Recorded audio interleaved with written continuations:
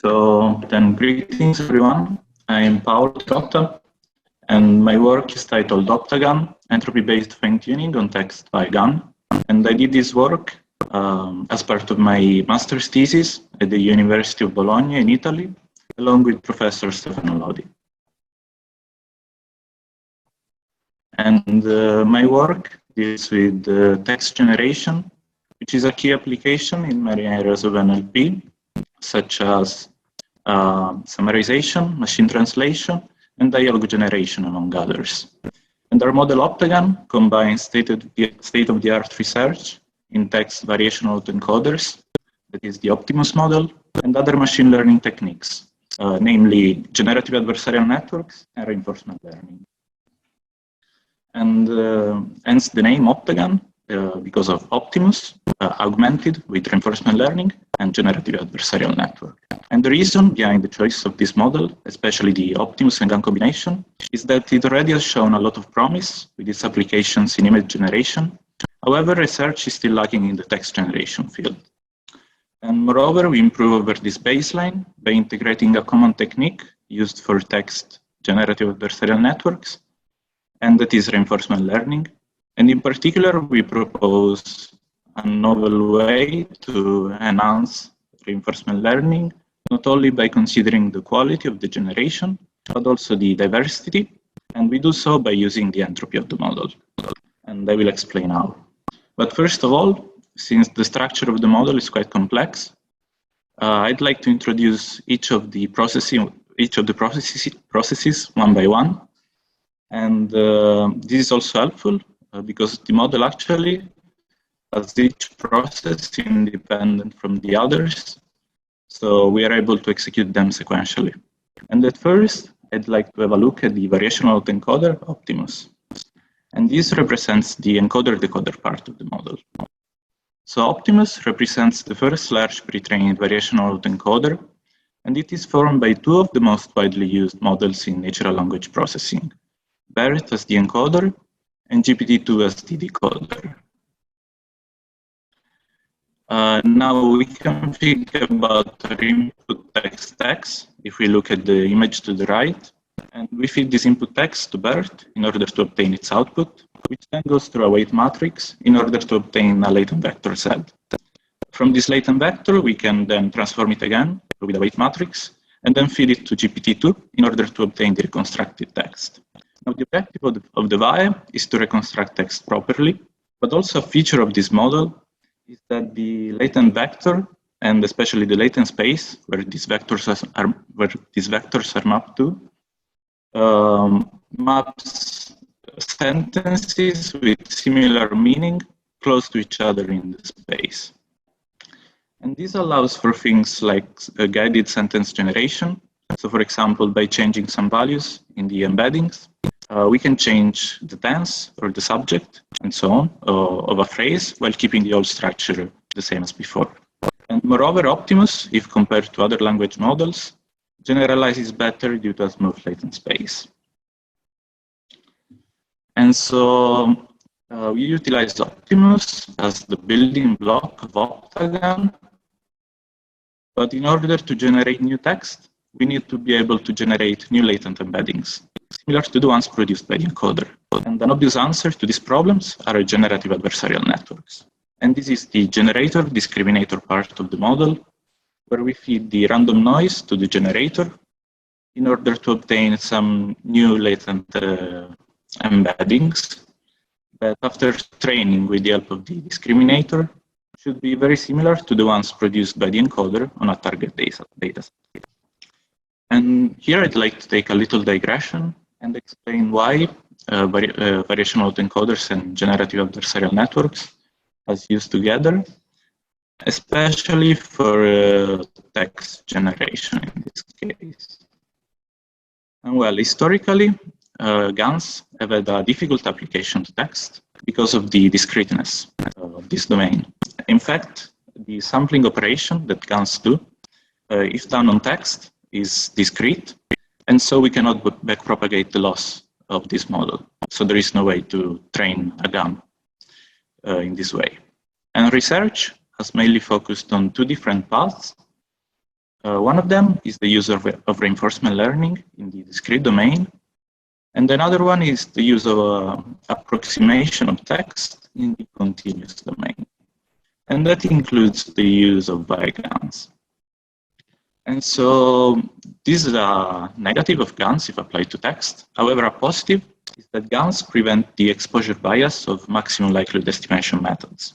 By exposure bias, I mean the difference in the condition during training time and inference time. In fact, at training time with maximum likelihood methods, we take a sentence from the training set and we only mask one token at a time. And the model learns to predict the token. However, at inference time, with maximum likelihood estimation, the model needs to generate a whole sequence by itself. And this can lead to poor outputs. Moreover, since with GANs we sample during training, we do not assume that only one token is correct at a single time. And so this allows us to have a softer loss function if compared to maximum likelihood. And so we train this generator to generate the continuous latent embeddings so that we can bypass the cumbersome application text. And after some trials, a simple GAN with Wasserstein loss was chosen. However, we also show results for two different update strategies, the standard K-fixed and the adaptive one. By standard K-fixed, I mean the most oftenly used update strategy for GANs, which is to train a generator for K epochs before an update of the discriminator. And this remains constant during training. However, the adaptive one, which was recently proposed, considers the loss ratio of the two networks at the current epoch and the previous epoch. So that at each step, we decide whether to update one of the two networks by looking at their loss ratio and then updating the one with the highest loss ratio. And moreover, it is very easy to add conditional generation to the equation just by adding a classifier, which will help along with the discriminator to guide the generator in its generation. And we do so by not only considering the noise, but also adding a label to the input of the generator. And so the last part of the model is reinforcement learning, which, as I said previously, is a very common technique for text GANs. And it is to help train the token-by-token generation. And this combination of the discrete space training and continuous space training has been recently proposed by the concrete GAN authors. And we follow in their footsteps in showing the improvements brought by this training technique. However, compared to most previous approaches, we aim to train the decoder of Optimus, which is a GPT-2 model, while usually for text GANs, the generator takes the form of a convolutional neural network or a recurrent neural network. So there will be some differences. And the reinforcement learning part deals with the decoder, and then the rewards, which will help the decoder in improving its output. So just briefly, regarding reinforcement learning, some basics and some of the problems that arise. Well, in reinforcement learning for text, we have each generated sentence that is assigned a reward to some metric of similarity with the target sentences. And I will describe them just a little bit later. And then the decoder is updated at each step so that it learns to generate words that increase the expected rewards. However, two main problems arise. One of them more from the computational side of things. And this is the fact that these rewards can only be calculated at the end. So we need some way to estimate the intermediate rewards for each token that we generate. And then there is another problem, maybe a deeper one, which is the fact that the search space is limited by the original state of the decoder. So the large action space, that is the whole vocabulary of the model, cannot be fully explored. And well, we help in this case by using entropy-based rewards. However, first I'd like to have a look at the first problem, which is how do we estimate the intermediate rewards. And while most other approaches utilize an external text discriminator to estimate these rewards, and utilize oftenly used algorithms in reinforcement learning, such as reinforce. We instead exploit the structure of GPT-2 in order to estimate the intermediate rewards. We do so by feeding the frozen input layers to the value head, which is a simple network, and it outputs a scalar value for each single token, which is then considered as the intermediate reward. Something I'd like to point out here is that we need to feed the frozen hidden layers, because if we do not, well, GPT-2 has been trained with the VAE objective in mind, so to reconstruct text as closely as possible, taking as input the latent embeddings. And changing the structure would completely alter the output of the model. So we only train the value head. And the value head is trained to minimize the mean absolute error between the sum of the intermediate rewards and the quality reward. And this also gives a very easy interpretation, since then its output can be interpreted as how much each word contributes towards the overall end reward. And now on to the entropy-based rewards, which I think is the main contribution of this paper. Well, entropy in this case is used in order to favor a more diverse generation and more exploration of the search space. And so by combining quality and curiosity-based rewards, we can improve not only the quality of the generation, but also the diversity. And well, entropy in statistics, or also in physics, refers to the amount of randomness or how chaotic a given process is. And we can think about our case where we have a probability distribution over our vocabulary, and there can be states with low entropy, in the case where a single candidate words, or very few, have very high probability. And then there is a case of the highest possible entropy, where all candidate words have a medium low probability, where the probability is all the same. And then we have a state in between, where we have multiple candidate words with higher medium probability. And well, we would like to end up in this state as often as possible. And we can think about our model with each one of these states. As for the last one, this is not a positive state in all cases, since our model would just generate random words. And of course, then the quality of these generated sentences would be 0 or very low. And so, well, utilizing quality rewards ensure that this state is not ever reached. Then we have a state with low entropy. And this can actually happen in some edge cases. However, in order to have such low entropy, the quality reward needs to be maximized. And we will also see how it works mathematically in the next slide. But first, I'd like to also say a few words about the middle state, the one with multiple candidate words. And this is usually the most likely action state. In this case, if we were to sample a low quality word, it would receive low probabilities from the quality reward. However, entropy helps in favoring the most diverse generation possible by keeping as many words with high probability and high rewards. And in fact, mathematically, the entropy reward is actually a penalty. And overall, the reward has the form of a sum between the external estimated reward for a single token plus the intrinsically motivated reward at the time of generation based on the entropy. In fact, the intrinsic reward is a logarithm, and since the logarithm of 1 is 0 and the logarithm of a value less than 1 is negative, this is a penalty, it's a negative value. While the external reward, if we consider the end reward, is a value between 0 and 1, but since we are estimating it, and the sum of all the estimated token rewards should sum to it, these token rewards are less than 1 and can also have negative values actually. However, we can think about a very simple case where we only generate a single word. And in this case, there are 4 possible situations, and we can look at each one of them at the graph at the right.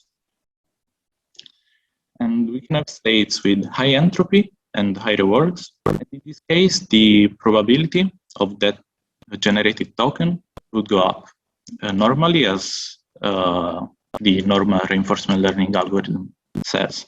In fact, the penalty would be 0 and the reward is unchanged from the original algorithm. So the probability would go up as normal. However, let's consider the case where we have a high reward and low entropy. Well, in this case, since the reward is high, and well, if it's only one word, it will have a value of 1. In the case of low entropy, its value will still be positive, so the probability will increase, however, by just a smaller margin if compared to the original algorithm. And then there are the cases with low rewards. In both of these cases, well, with high entropy, the probability goes down as normal. However, with low entropy, the probability goes down by a lot. And by doing this, we can see how we tend to favor high entropy states and more diversity for the model. And well, this is it about the training. However, the actual process to generate text is very easy, since it all involves the trained generator and the reinforcement learning fine-tuned decoder. As for the metrics, we employ 3 different ones, which are BLE, backwards BLE, and pressure inverse and distance. The BLE score is both the quality metric, but it is also used to calculate the rewards during reinforcement learning. And it measures the overlapping n-grams between a generated sentence and the most similar sentence in the test set. So if 2 sentences were exactly the same, then that sentence would receive a score of 1. Then there is backwards BLE, which just inverts the generated sentences as test and the test set as hypothesis. And this measures the diversity of the model, and it answers the question of how much of the test set is reproduced by the generated sentences. And finally, we have the feed score, which is used to check for further possible failures in the diversity of the generation. However, since it has stricter assumption, it should not be considered on its own. And moreover, in the paper, we show a case where it fails to detect such issues, so I do not really consider it in the analysis of the results. As for the datasets, I use 3 different ones for unconditional text generation, which are COCO, SNLI, and EMNLP. And each one of these datasets presents different challenges, whether it's with regards to the average sentence length or the size of the training set. Additionally, there is also the Yelp conditional review dataset. However, for this, I do not show the results in comparison to the other models, since the other GAN models are not really, well, they do not implement conditional generation. However, in the paper, you can look at the results for our model on the Yelp dataset. And I will also show some examples at the end. As for the comparison models, I included a maximum likelihood trained model and 3 other state-of-the-art GAN text models. So now looking at the results, and in particular, first, I'd like to focus on the last 3 columns. And the first at the standard and adaptive baseline, where the Optimus plus GAN model has been trained either with the standard update strategy or the adaptive one, as explained before. And if we compare the 2, the standard, on average, the adaptive one has higher scores than the standard, so we consider it as baseline for OptAGAN. Moreover, if we compare the scores for the 3 datasets, we can see an example of the quality diversity trade-off, where usually increases in the BLE score mean a lower score in the backwards BLE. So increases in quality mean lower scores in diversity. However, if we compare the adaptive baseline with OptAGAN, we can see our model improves in both quality and diversity for all three datasets. And this is a really impressive fit, especially considering the just mentioned quality diversity trade-off. However, I'd also like to point out that as well for the EMNLP dataset, there are huge increases in both quality and diversity. However, for the other two datasets, the SNLI and COCO ones, we only have very small increases. And I will try to explain why in just a few moments. Because first, I'd like to have a look at the comparison between OptAGAN and the other GAN and the MLE model. And compared to all of them, OptAGAN boasts the highest quality of all. And if we look at diversity, however, it is lacking if compared to the MLE model. And if compared to the other state-of-the-art GAN models, if compared to the other state-of-the-art GAN models, it has comparable diversity. And now regarding the small improvements, there are multiple reasons behind this. One of them is that the overall state of the generation is very high in quality. And since by definition our model tries to maximize it, it results in very few changes. Another problem is that on average, the entropy of the models trained on these two datasets is lower if compared to the one trained on the EMNLP dataset. So there are fewer different tokens sampled during reinforcement learning. Also, the average sentence length for these two models is less than the MNLP one, so even fewer tokens are sampled. So this also means that we sample less tokens during reinforcement learning. And to solve this issue, there could be multiple ways. One of them would be to fine-tune for longer. However, this can also impact the diversity, since we still tend to maximize quality, and this brings the diversity lower because of the quality-diversity trade-off.